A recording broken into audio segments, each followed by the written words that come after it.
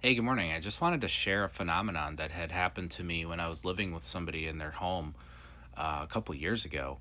And we had purchased these security cameras. They're like 30 bucks off Amazon. They're imported or whatever, but what they do is when there's motion, it picks up whatever caused the motion, starts recording, and then it sends you an email of the recording. Well, one night there was a recording of, and I don't know if she still has it or not, but I'm not with her anymore. We got this recording of this.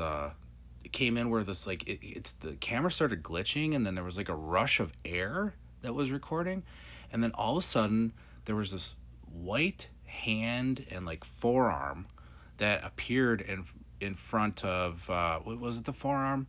It was like no, it wasn't the full forearm. It was like right below the wrist. All right, I don't want to exaggerate here, but it was like this white apparition of a hand that appeared in the camera like it was checking to see if the camera was working. It flashed its hand and kind of waved it in front of the camera. And I had thought about all the Casper the Friendly Ghost type stuff and all the UFO reports that I've read in the past. You got these tall whites and all these different things. So I don't know what it was, but it had picked it up and it was checking the camera. And you know, in retrospect, this thing would have had to have been at least 15, 20 feet tall to get its hand at the proper angle in front of the camera because we had our camera up high. Either that or it had been floating like this image on the right here of like a floating white apparition type of a ghost or entity. So the reason I bring this up is not only is that an interesting story to share, but it got me thinking about how people put these welcome mats in front of their home. Now, I'm all about individual sovereignty, and I would encourage you to be individually sovereign over your body and over where you live, and not just be inviting anything into your house. And people that put these welcome mats in front of their houses, are they are they inviting without even knowing things to come in? And is this something to be considered? Well, I don't like welcome mats anymore.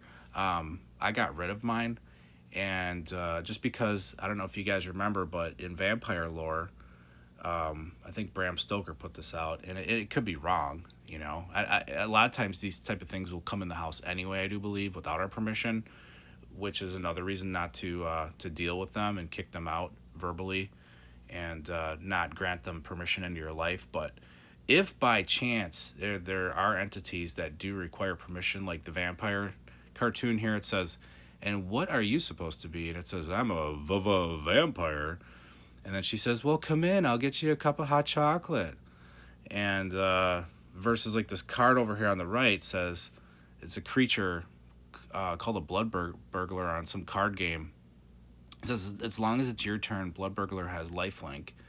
And then there's a quote: "You've heard that a vampire can't enter a home without an invitation, a lie meant to help you sleep at night." So, do they require permission to enter your home? I don't know. But just in case they do, maybe if you do have a welcome mat in front of your house, maybe consider putting something else for a mat out there that doesn't say welcome on it. And I'm just putting that out there because there are things that are going bump in the night. There's a lot of things you can look up on that. People see things all the time, not only in their room, but I mean, like I said, we picked something up on our camera. I've talked to a guy who delivers water for me, and he's picking up all kinds of stuff on his camera. And these cameras aren't even that expensive. So just wanted to put that out there. Enjoy your day.